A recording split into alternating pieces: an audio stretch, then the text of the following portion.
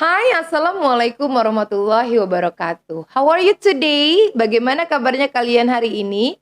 Mudah-mudahan selalu dalam kondisi yang sehat dan baik-baik saja. Well guys, di video kali ini kita akan bahas materi mengenai argumentative text. Di dalam pelajaran bahasa Inggris sekolah, argumentative text ini lebih dikenal dengan sebutan text exposition.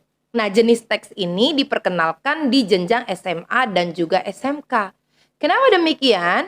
Karena memang dalam jenis teks ini diberikan argumen-argumen terkini, isu-isu terkini dari sudut pandang si penulis. Ini agak cukup menantang bagi si penulis. Nah, bagaimana lengkapnya tentang argumentative text ini? Kita akan bahas sebentar lagi. Jangan lupa untuk selalu like, share, dan juga subscribe this channel. Dan aktifkan selalu lonceng notifikasinya supaya kalian akan selalu mendapatkan update-update pelajaran terkini. Stay tune.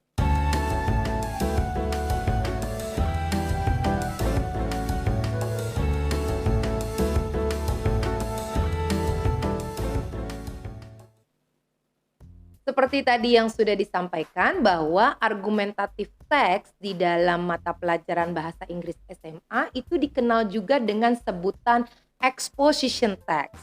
Nah, exposition text berisi mengenai opini-opini ataupun sudut pandang si penulis disertai dengan argumen-argumen penunjang opini dari si penulis itu tersebut. Oke guys, di saat kalian sedang mempelajari suatu jenis teks, ada beberapa hal yang perlu kalian perhatikan. Yang pertama yaitu mengenai definisi dari teks tersebut. Yang kedua adalah tujuan dari teks tersebut atau dikenal juga dengan purpose of the text.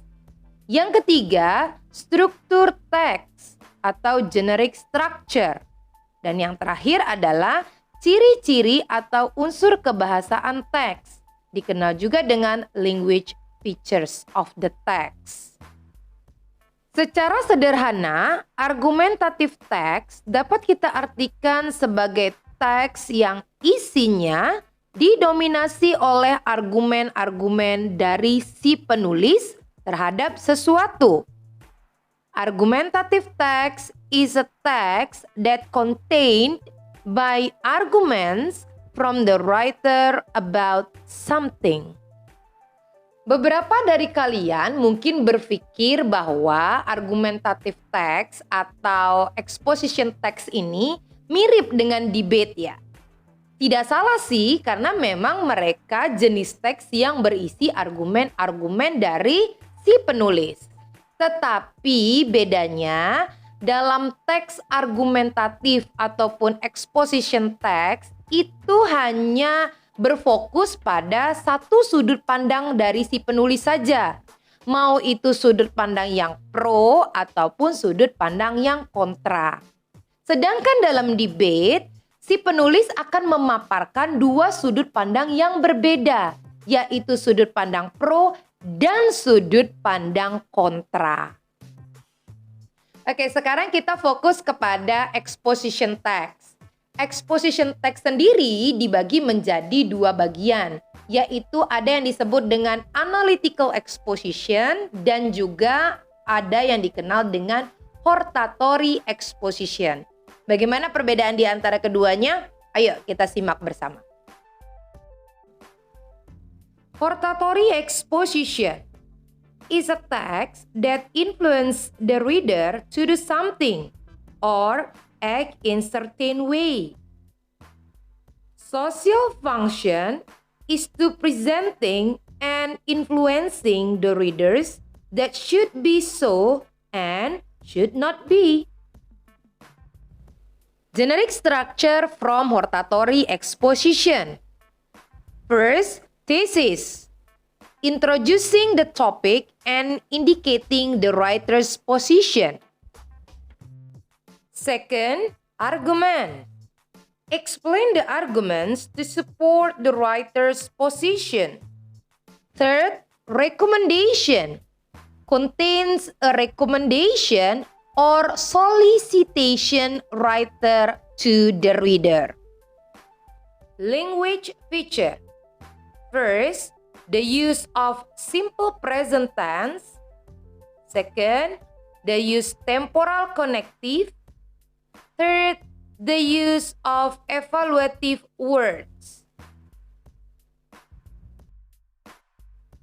Analytical exposition is a text that elaborates the writer's idea about the phenomenon surrounding. Social function is to persuade the reader that the idea is important matter. For generic structure, first, thesis, introducing the topic and indicating the writer's position. Second, arguments, explain the arguments to support the writer's position. Third, reiteration, restating the writer's position. Language feature. First, focus on generic human and non-human participant. Second, use mental processes. Third, use the simple present tense. Next, use of internal conjunction. The last one, use temporal connective. Nah, kita masuk pada kesimpulannya. Jadi, yang perlu kalian ingat bahwa exposition text itu berisi argumen-argumen, pendapat-pendapat dari si penulis berdasarkan satu sudut pandang saja. Mau itu sudut pandang yang pro, setuju, atau sudut pandang yang kontra, tidak setuju. Yang berikutnya, dalam analytical exposition dan juga hortatory exposition memiliki perbedaan di paragraf terakhir. Perlu kalian ingat, perbedaannya ada di paragraf terakhir. Analytical exposition pada paragraf terakhir lebih menekankan pada reiteration, pengulangan kembali atau menyimpulkan. Sedangkan pada hortatory exposition, paragraf terakhir berisi recommendation, saran dari si penulis untuk para pembacanya. Oke, sudah selesai semua pemaparan mengenai argumentative text atau yang di bangku SMA atau SMK kita kenal dengan exposition text. Jangan lupa untuk selalu share, like, dan juga subscribe di channel dan aktifkan lonceng notifikasinya supaya kalian terus mendapatkan materi-materi terbaru dari saya. Terima kasih banyak untuk kali ini. Assalamualaikum warahmatullahi wabarakatuh.